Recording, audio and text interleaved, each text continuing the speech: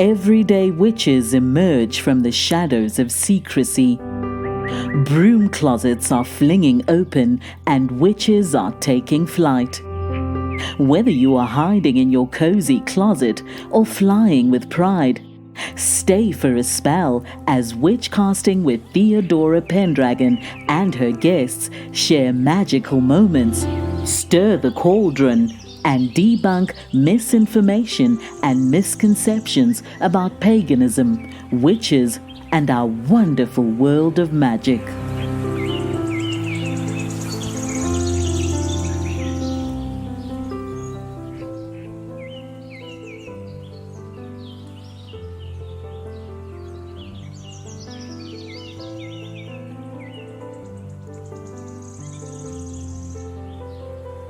Hello, everyone. I'm Theodora Pendragon, and we have another episode with a special guest, and her name is Red MoonEagle, and she is a psychic catalyst. Welcome, Red. Thank you. Thank you for having me, Theodora. We're going to talk about what a psychic catalyst is, so it's all yours. Tell us about it. Wonderful. Well, a psychic catalyst, teacher or coach, is someone who has the ability to take energy and create change in the environment. And I have said for years that I walk into a room and I change things. I don't have to try. I don't push. I have to go for it with the flow because the energy just changes. And the psychic part is the ability to see people for who they really are. It's been challenging growing up in a world that people just see the outside earth suit first. And I see who you really are. If anything, that creates a little bit of confusion because you'll give me your name, you'll tell me what you do, and I go, oh, that's interesting. That's not what I'm seeing. So are you saying that sometimes you can see when someone's a phony baloney? Oh, yeah. More than that, though. I try really hard not to use language that is judgy. Right. Because there is a perception in our modern world, right, that people are either good or they're bad. That's not real. The reality is that we all can be good and bad. Would you agree with that? Oh, 100%. We all have this range of opportunity and we all have choice. It's one of the few places in the universe, in any manifestation, that you have true choice.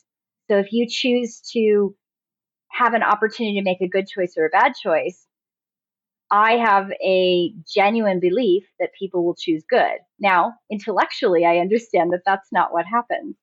And if you are wandering around your life with lots of past life karma and you have a lot of stuff that you've carried that doesn't belong to you, it can muddle the waters and it can make those choices less clear. It can make the choice less obvious, I guess, as to what is a better choice versus a not better choice.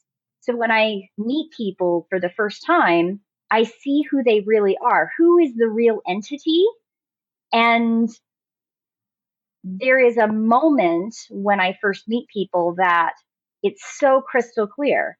And what has for decades has been my muddling point is people behaving in opposition to what their true entity self shows me. I see a beautiful light, beautiful entity, and their behavior is not that. Give us an example of a person that you met for the first time and what you saw so that we have an understanding of how deep this goes. Okay. So I will use a dear friend who, when I first met her, she walked into the office setting that I was working at the time. And it's just this beautiful entity. I recognized that I knew her from another life. I recognized that she was from another place, but she had chosen to come here several lifetimes in a row to help us work on Earth connection. And I saw that. It was an instantaneous knowing. But there was also this unease that I wasn't sure if she knew that about herself. She was so bubbly and she seemed very authentic, but I have encountered where people were not authentic. So I let that encounter be what it was. It was beautiful. It was like a 10-minute interaction. And then she left, and then she came back several weeks later to follow up on an interview she was doing with one of my supervisors. And we had a brief conversation. And again, the knowingness that she was here karmically, I guess is the word, or blueprint wise, she was here to help people connect into the earth entity herself. And in off chance, in that conversation, she said something about she felt very in tune, that she wanted to get to know me better, even if she didn't get hired. And I said, well, why is that? Curious question. And she said, because I feel like you and I understand how earth works. And in that moment, it was the validation of the interaction, like, aha, she does get something.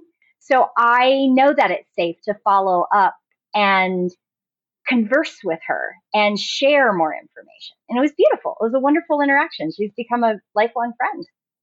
That's really neat. You mentioned blueprint. Mm-hmm.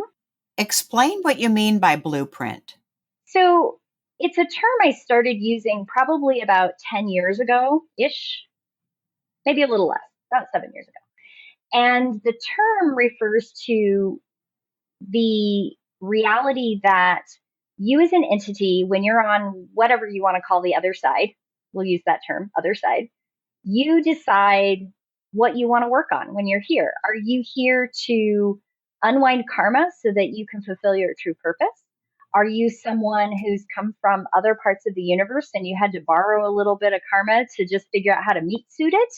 Or are you an entity that is from here? Are you from the earth herself? Like, are you an entity that's always been here? Have you traveled the universe to then bring back that knowledge to home?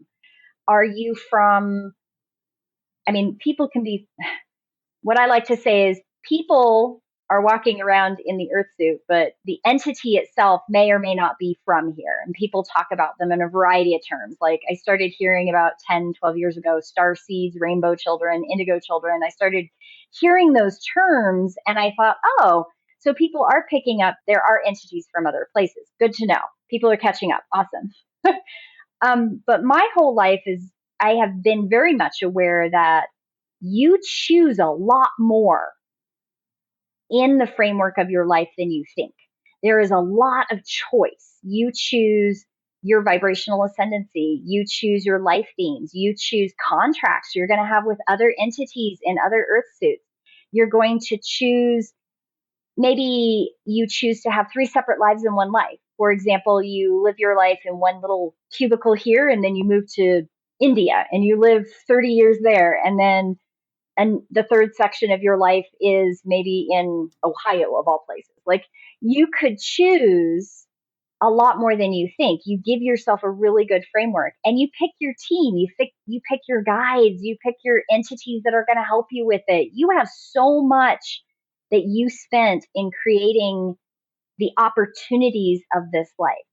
And I think the thing that people get a little nervous about blueprint is, oh my gosh, so it's all predetermined. I'm like, oh no. That's not true, because there's choice written into everything. Everything is choice. But we are vast multidimensional entities. And what our perception of what you can feel it, taste it, see it, touch it, smell it, hear, those are your 5 senses, maybe a little psychic sense in there too, like your intuition. You actually have more to you. You are multidimensional, multifaceted entity. And when you write your blueprint, you have access to all of that. The things that we can't remember here in our earth suit, we have access to all of that. And when I meet people, I see who they really are.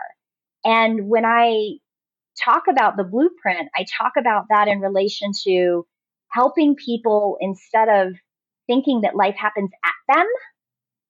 How many people do you know just life happens at them and they're just gonna, well, how do I become an active participant? And having your blueprint is very much becoming an active participant in your life now, in this idea of time frame and this life.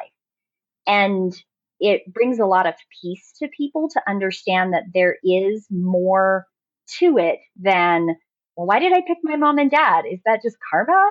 Why does this person that I met my best friend in the whole world. And why is there a connection there? And, oh, there might actually be a contract. Oh my goodness, that person could be part of your soul group. Oh my goodness, this person could be somebody you've known 50 lifetimes ago that just happened to hang around and help you. And who are your guides? Who are they? And why do they mean so much to you? And why do some guides seem like they're right there helping you? And why do some guides never seem to show up except when crisis happens? Like, there's so much complexity to a blueprint. What are the different components you look at in someone's blueprint? Well, I start with vibrational frequency because I think that's the one that is probably the framework that seems to help people understand what I mean by a multidimensional, quantumly connected entity. So if you're that vast and you're that big and you're connected into multiple timelines and you're living multiple lives at the same time, because there is that perception of how time and consciousness and quantum connection are, right? So that's a lot. So there is a frequency that you build into, I call it a vibrational frequency because I don't have any better human terms for it, but it's what you write into the baseline of your blueprint. I look at it as the analogy of if you were going to build a house, you need a foundation for your house. If you do not have a foundation, the house falls over. Okay. So the foundation of your blueprint is your frequency, and you choose the amount of access you have in your blueprint. So if you are somebody who wants to live a life where you can, if you can't see it, hear it, feel it, touch it, taste it, you don't want to have access to it, then you limit the access in your blueprint so that you don't get distracted by all the other stuff. I call those kind of vibrational frequency entities because they're amazing. They teach us all about being in the body and being real and being like here in the moment. The downside is that sometimes they think all of us spiritualists are somewhat mentally ill. So there's two sides to that, right? But Right. Then on the flip side, you can have these vibrational frequencies and they're so special. They are the vibrational frequencies that they come in very much aware. They know we're not separate. They know we're all the same. They shine in the darkness. They are brief and luminous. They are aware that they are multidimensional entities from birth, first breath to last. But the caveat with that is they sometimes don't last very long. Like they don't seem to make it to puberty. They have very specific, very driven messages for the world. And when they go home, they go home. And they're magnificent, bright, shining entities. And they're very aware of their multidimensional self. And that means they also have access to so much of themselves that the rest of us are like, whoa.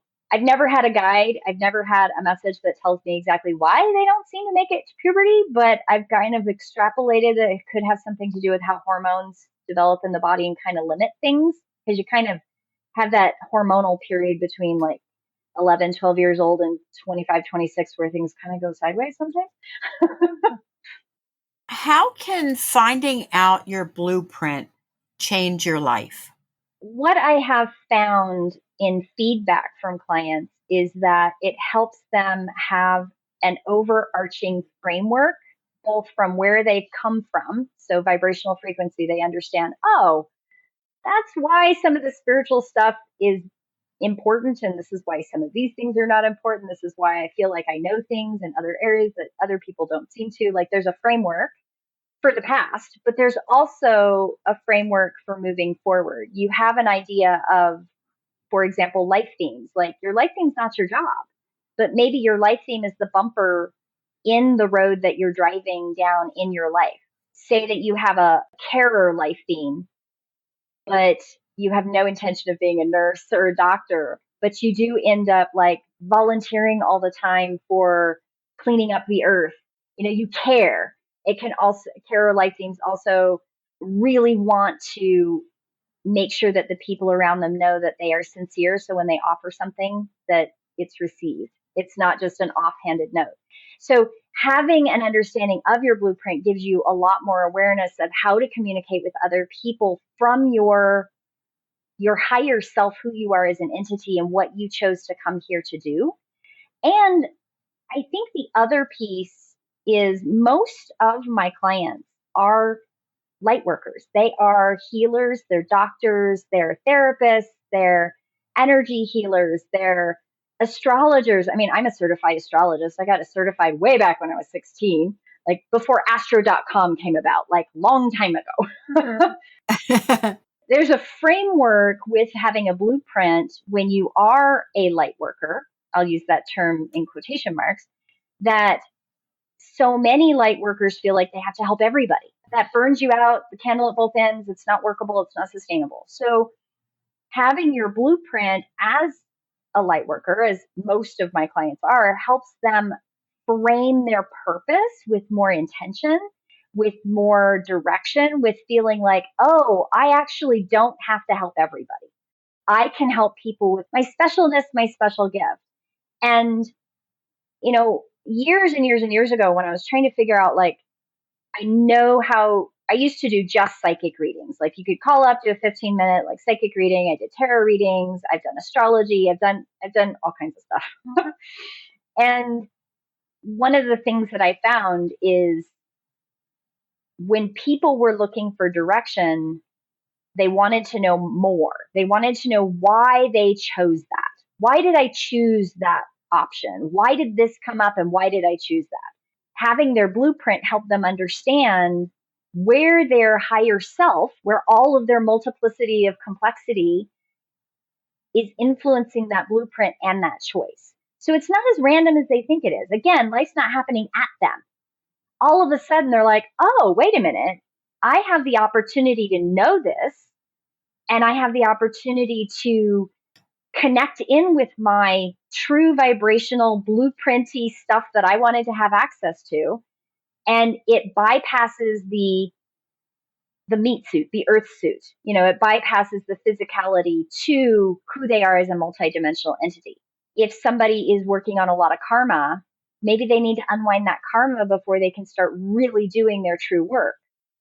It would be kind of nice to know that, rather than stumbling around in the dark and having all this unwinding of karma happen every time you think you're getting forward a little bit. It would be nice to know, oh, I really do and should probably focus on that for a good chunk of time and allow that to unfold in a healthy way, rather than trying to add all this other stuff on top of it before I'm ready. A typical client who might be in the healing profession, how long do you usually work with them to help them find their blueprint? A blueprint takes, well, let me put it this way. When I first started really realizing I was doing blueprints and I was trying to figure out what a good format would be, I could do a session between 2 and 8 hours, like all at one time. And that's exhausting. And as fascinated as the person was being there, they would fill up. Your cup fills to the top and then it overflows and you don't take it all in. What I learned to do is blueprints are a 4-hour session. That's what they are. And we get as far as we can. And I encourage people to record it so that they can go back and listen to it 50 times if they want to. And what I found in feedback from clients is that sometimes that blueprint seems to trigger a lot of questions. So I do have clients that come back for once a week or once every couple of months. They come back and they have very specific questions in regards to their blueprint and how what is happening in their life right now is connected to the blueprint and how do they use it. And then I have other clients that they get their blueprint and we end up going in the teacher coach direction where they want to learn specific things. Like I have a couple students right now that are working on how do they integrate their body energetics into maximizing that to their higher self connection, learning how to trust their intuition, learning how to trust their gifts that they have chosen to have in this life. And how do they use that actively day to day, as well as in their practice, in their day to day practice, and in their work. So I'm very much the teacher, coach, psychic catalyst that brings opportunity. You get your blueprint, and then it's kind of up to you. What are you ready for next? And we'll see if it matches. I mean, I've taught astrology, I've taught tarot, I've taught, so many different methodologies.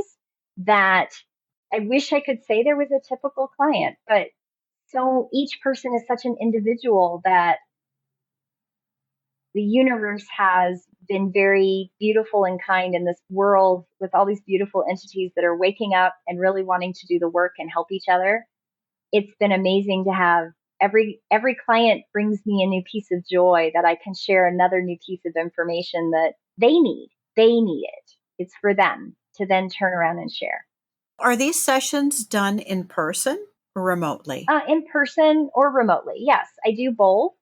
For years, I did just in person, and it was really very much the realization that people were ready for the remote work about 10 years ago. I had offered it before, but it wasn't received very well. And the world just wasn't necessarily trusting. Like, are you really psychic? Can you really pick up something on the other side of the world? I don't know about that. And there was a shift. There was an energetic shift in the world that happened. And now people are ready. They can go there and they can understand it and they can trust it and they can feel it in a totally different way. You mentioned energetic shift. I've heard many people use that term, energetic shift. What do you think is happening in our universe? My perception of that goes back to when I was a child. I was very blessed to grow up in a space where I never had anybody until I was older tell me that my perceptions were wrong or different or bad or whatever. So I've always known from as far back as I can remember that we are very much able to shift the energy as community in the direction we want it to go. And I had known, my dad used to tell the story all the time that I wandered up to him and my great grandma one day and went, "Yep, the dark time's going to happen now." And I turned around and walked away. And they were all like, "What did that mean?" And it was when I was probably about a teenager that I realized nobody else seems to realize that the dark time is coming, and they don't seem to have an idea of what that is. Even I would ask my guides, "Okay, I'm here to work at the dark time. When is it? When is it coming? I'm ready." And they would say, "Soon." Okay, that's 40 years go by and soon finally happens. And what most people think of as COVID or like, the world shutting down, that was the triggering of the dark time. So there's an energetic shift as communities have started to connect in with the web and connect in with what we're using, electronic forms of communication. It's that new, I say new old web. It's a different way of manifesting, right? And as that web started to grow over time in the late 90s, early 2000s, there was another energetic shift as a world, as a whole world, with that interconnection with the web as it got stronger, as more and more people used it, as people started going online and shopping and doing all those wonderful things. I was totally involved in the early shopping websites. I wrote some of them. They were amazing. But that shift influenced so much of the world's consciousness and our connection to each other through spiritual ideas, through people questioning the paradigm of religion and whether or not we need it or not. There's so much of that world shifting with that web activation. When I talk about the energy shifts, they shift all the time as different things are shifting in that web. Our consciousness is changing with different ideas and different pieces of input. And I talked about community for decades in the conversation that is just now starting to actually happen. The understanding that building community means leaving your ego at the door and trusting that people are coming in authentically and they're willing to do the work, and that there is a lot to it. It's not just coming together at a coffee shop and that's it. That's all you do. You come together and then you go away and you do your separate things. That all of these things are connected energetically. When the dark time happened, there was a huge shift, right? Like the whole world shut down. There was a whole paradigm shift, a discussion. You had that huge wave of fear that just, it was like a huge boulder in the pond and that rippled out. And we're still flowing with that huge ripple. We're not out of the dark time yet. There is still shifts going on constantly, all of the time. I think that when I talk about energy shifts, I am very much aware of when there are tiny shifts and when there are big shifts. And I've been aware of it my whole life in a way that has been interesting to converse with people that are aware of energy shifting in different frequencies, because they're kind of like a radio station that you can tune in to. I'm going to tune into KGBT or QRST or whatever the funny words and letters are that they use to identify them. It is very much that most people, they have a radio dial where they can tune into certain frequencies. I find that in that analogy, I have 50 radio stations going on all of the time. It's sometimes a little tricky to turn some of them down to hear the others. Am I correct to assume that your psychic abilities started in childhood? Oh, yeah, I don't remember a time that they weren't part of who I am. And you spoke freely about what you saw and what you felt. How did your family respond when you came up with all this knowledge? I have a very unique upbringing. My first 6 months, I lived with my parents. And then at 6 months old, there was a traumatic event in my life. And I ended up living with my great grandmother. And my great grandmother is Native American. She lived in a house with no running water and no electricity. She wouldn't have that icky stuff in her house. I mean, she used phrasing that I'm not going to use on a podcast, just to let you know. She was not going to allow that energy to affect her medicine. And she was a healer. She comes from a long line of medicine women and not from a Western. So Western Native Americans, when they say medicine woman, sometimes that can infer negative, like messing with things in a bad way. Medicine woman in the tradition that I grew up in was a healing modality, women's medicine. It was medicine for the tribe. It was medicine for all people. And I was very blessed to live in a community where she was best friends with the woman we called Aunt Sissy.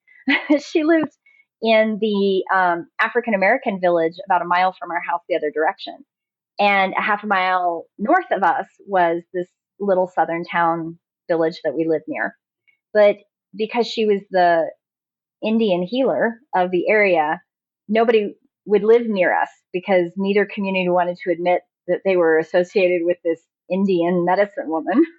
It's the South. It's got a lot of trauma and there's a lot of history there. So we won't go into that. But my first 5 years of life, I lived with somebody that I learned how to honor plants. I learned to connect in with earth. I learned to make plant medicine. I learned to honor my own body. I learned to be in my body in a way that I really haven't met very many people that know how to do that in that way, because I was raised with it. And then when I was 5 years old, I went back and lived with my parents, and I went to Europe. And I lived for 4 years in Europe during the school year. But in the summers, I always went back to my great grandma's house. And then my parents came back to the States, and pretty much every year till she passed. So I was about 12, 13 years old when she passed away. I lived with my great grandmother every single summer. Like that was, and my entire, I think it was my fourth grade year of school. I was reinforced all of the time with my gifts, my perceptions, my awareness of the world. Now, my biological mother did not respond well to any of this at all. She did not respond well. She did not have, if we want to talk about a common term that's used nowadays called witch wounds, let's just say she had a lot of them. And I triggered every single one of them, every single one. But my ancestry in my family, I have Nordic, Swedish, Northern European ancestry on one side, and then I have Native American, African American, and European ancestry on the other side.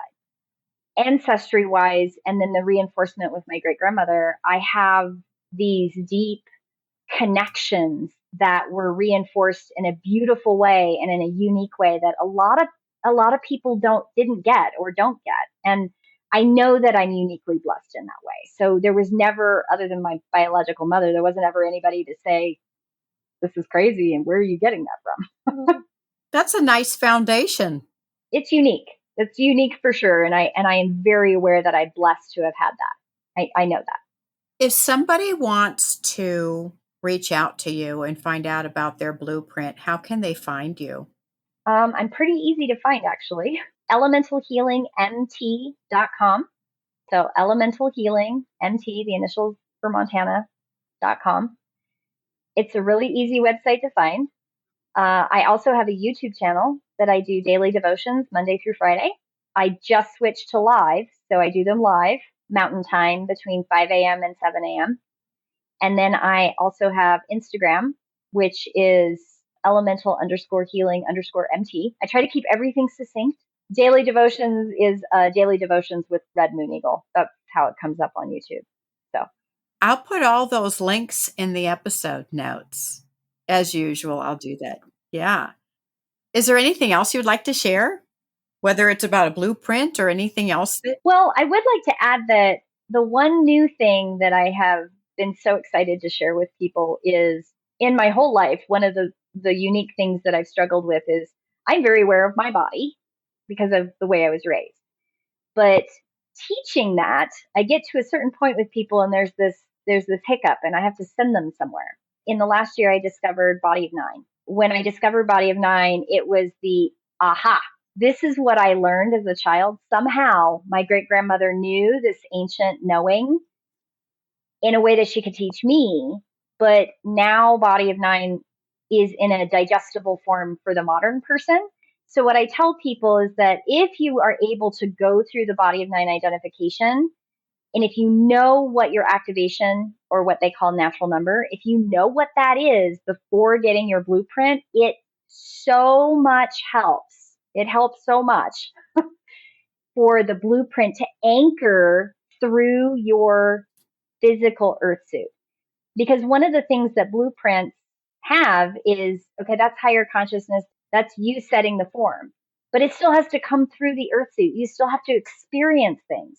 And if you know how your natural number works, it makes the integration and the filter system of that blueprint through your body and through its manifestation in the physical form so much easier. You don't have to search for how to make it make sense and work so much. It just clicks. And it's been the missing piece for my whole life, trying to get people to understand what I'm trying to say on an energetic level when I can see it, but I can't, I didn't have the language for it. Because there's an earth language for that I didn't have. And Body of Nine brings that language to the picture and completes it.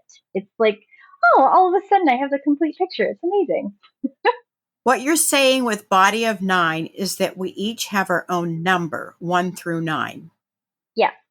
It's an activation point. So in the language, how I grew up is the way, because great grandma worked on me with this from the time I was really small. So I don't remember the first time we ever talked about it. I don't have an introduction. I just know that if I was behaving a certain way or I was struggling with something, she would tell me, okay, think in your chest, think of the energy from your throat to your heart. She would touch it on herself. She would touch it on me and she'd say, okay, I want you to feel how that feels. I want you to stand a certain way. I want you to breathe a certain way. She talked about the 7 different kinds of breath, but in Body of Nine, there's 9 different kinds of breath, which now totally makes more sense to me. So there were things that she would do with me to help me integrate that energy awareness in the body that I just learned how to do. So when I've worked with other people, I can often see that maybe somebody has 2 or 3 areas activated, but there's a natural activation. And if you know what the natural activation is, you can then open up all the others with intention. When I see people who have 3 or 4 areas that are activated, maybe they're not even next to each other, it's very confusing because I'll use different language with them, and sometimes that information settles and sometimes it doesn't. But if you know what it is, I can work with that, give that language give the blueprint through that language so it anchors in the manifestation of now with concrete connection. It's no longer a moving target. I don't know anything about Body of Nine, but I signed up for a class and I will know what my number is soon. Oh, I'm excited. That's exciting.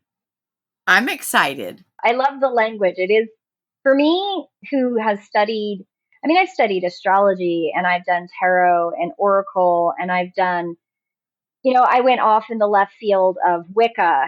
I studied Crowley and Thelemite philosophies, and I've studied Rosicrucian, and I've studied Kabbalistic, and I've read the Torah and the Kabbalah, and I've read 4 different kinds of Bibles, and I've studied Mormonism, and I've studied, like I've studied, Taoist and Feng Shui, and I've done the deep dive on all these things because I realized very early in my teen years that what I grew up with was a piece. It was a piece of the puzzle, right? It was whole for me at the time, but I also knew that the world was a lot bigger. And I needed to know to be able to understand where the history and when the foundation of all this stuff got muddled. And I've spent a great deal of my time unmuddling things. There's a perception of understanding that I have when I read something and I go, absolutely, there is truth in here. And this is where it goes sideways. This is where the ego gets involved. This is where the perception, the religious dogma gets meddled into it. When I ran into Body of Nine, that was very much one of those experiences where I'm like, okay, I'm going to take it all in because it feels like that's the missing piece. But I didn't know until I knew. And I don't know how to explain that. But when I knew it was the missing piece and it had been here all along, hidden, but you have these life beings that come along and they are the pathfinders. They bring the hidden stuff that got lost and muddled in all of the mythos and all of the ancient teachings. It got muddled with just being human and time and war and politics and pick a thing. And pathfinders are really unique and very special. I've only encountered 2 for sure physically that I've met, and 1 that I think is a pathfinder. And they're very special to our world because they bring stuff that kind of got lost and they bring it forward and they're able to make it digestible to everybody else. And there aren't very many of them. I would say a pathfinder is in 1 in, I don't know, 6 million-ish, maybe. With Body of Nine, do you teach that course? I'm hoping to be able to teach it right now because of my very complex history and past and how I learned. I'm having to kind of step backwards a little bit, not go backwards, but step back a little bit from my own learning and really kind of immerse myself in that Body of Nine experience because I am finding that there are things that I just do that I can't not do. It does get away a little bit of the Body of Nine, like learning how to identify. I can teach people about how it kind of works, but I don't have my certification yet, and I am working to get that certification. So that's why I send people to Body of Nine. I just say, go to Body of Nine, do your identification, get that done there, and then we'll talk about your blueprint. Or you could get your blueprint and then go get your Body of Nine identification. I know that it settles better. I've noticed it's easier for people if they have their natural number, but you don't have to have a natural number to get a download. Does that make sense? Yes. Well, I'm excited, so I can't wait to find out what my number is. It's very transformative for most people, especially if you are in the spiritual vein of looking at things in your life. Like I know people who have done a lot of martial arts and they're already very attuned to their body and may or may not have done a lot of spiritual higher awareness or ritualistic type stuff. And they even the body people, those that are masters at Qigong or Tai Chi, say having their natural number makes sense. It clicks. It makes all the other work that they've done anchor better. I think anchor is a good word to describe how knowing your natural number connects. It anchors in who you really are in a real way. It gives you a framework for understanding why it's important to have that anchor. And so then when you interact with anyone else in your physical manifesty world, you understand that they have either a similar one to you or they're all different. And you can honor where that anchoring is in that other person in an authentic, true way. Are you saying that once I know what my natural number is, I will be able to see what other people's natural number is? No, but you can at least acknowledge that your anchoring is different from other people's in a different way. It's very different than, I use astrology as an example all the time. So say you're a Capricorn or a Gemini or whatever. I can say, well, technically I'm an Aries. I will caveat that with I am the least Aries person I know, just so you know. The least Aries person? Yeah, Are I'm you? technically an Aries, but I'm the least Aries person I know. So I confuse people all the time. So you must not have much fire in your chart. No, actually, I have. This goes into a whole other dynamic, but I learned very quickly when I became an astrologer that there are some people whose blueprint has absolutely nothing to do with their astrology chart. And I am one of those people. So we could talk about my astrology chart, but it doesn't actually have anything to do with my life because my blueprint was not written around that paradigm. There are people whose blueprint is very much written around their paradigm of their astrology chart. So when they learn their astrology chart, it really does help them. But other people, it doesn't help them at all. When I use astrology and body of nine in correlation, if you think about it, like if you don't know what your astrology is, then it's very difficult to talk with somebody who doesn't know their astrology. But you can still ask them, well, what's your birthday? And you can go, oh, yeah, they at least have some kind of reference, right? You're not going to necessarily be able to identify someone, but when you know what your natural number is, it's kind of like when you found out you were a Gemini and you can go, oh, I feel so good about that. I feel so honored. I feel so seen. I know that this is why I do these things. It's similar I to could that. wear the t-shirt. Yes, very much so. And that's kind of what Body of Nine does for a lot of people, but it anchors into their earth suit. And when we talk about astrology, sometimes astrology doesn't anchor in the body. It becomes this intellectual, geometric thought mind process instead of a in the body anchored piece of information. And that's what Body of Nine language and activation does. What I find with why it's so important in the blueprint is that blueprints are also kind of that thought mind paradigm thing. It's an intellectual conversation about what you decided to do before you came here. And I have to work a lot with metaphor and stories and visualizations and connections to help people understand how that works. And if they have the Body of Nine activation, there's less struggle bus to find the words to help that blueprint anchor in through the body. Because ideally, that's what you want. You want people to be anchored in through their body so that they can be real in this three-dimensional space and connect in to that fourth dimensional shift of letting go of ego and that fourth dimensional shift of accepting the journey and enjoying the journey with joy and happiness and flow. It flows better. You are very well rounded. You have the whole Body of Nine thing going on. You are the Psychic Catalyst, which opens up a whole arena of all knowing, right? Yeah. I could talk to you forever, but we're running out of time. So I might have to have you back for another episode. What do you say? I would love to. I actually had a conversation with somebody recently and they said, it's like you're the teacher for all the teachers. And I thought, oh, that's a new way of saying that. Yes. Yes, that is a good way to put it. You are the teacher of all those teachers. Yeah. We're students forever. Of course, always. I'm learning all the time. I tell all of my clients, it's usually like part of that first part of the session, which is, do you know about me? Do you understand? Do you understand where this is coming from? And also, you're going to teach me something. Even though I have trained myself to forget 99.9% of any download, I do a session, I give it to the person, I walk away, and it's gone. I don't keep it. It doesn't belong to me. But every once in a while, there's a lesson in there for me too. And it's the only thing that sticks. I'll walk away and 2 days later, something will bubble up and I'll go, where did that come from? Oh, it actually came from that blueprint session 3 days ago, 2 days ago, whatever, because that was the message for me to hold on to. That was my lesson. That person was brought into my realm so that I could clarify something. I could make something easier for someone else. It was for me to go, that's a reminder. You need to pay attention to that thing, Red. You're getting sidetracked. This has been a very informative episode, Red. I thank you for being on the show.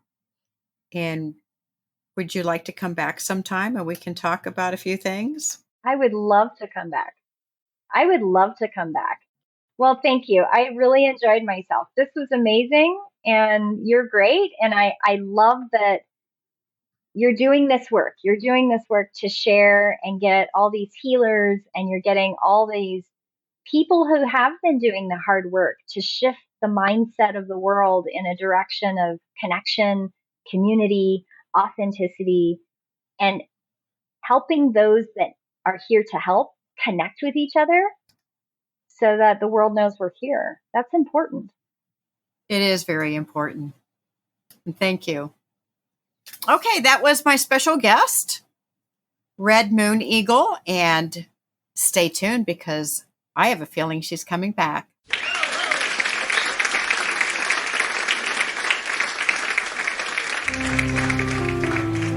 Thank you for joining us for Witchcasting with Theodora Pendragon. Have a burning question or have a topic you'd love Theodora and her guests to discuss on the show? Contact her through Instagram at Theodora Pendragon. If you enjoyed this episode, make sure to subscribe so you don't miss the next one. And help us spread the word by leaving us a rating and review and sharing it with your friends. See you next time, and may your magic always shine.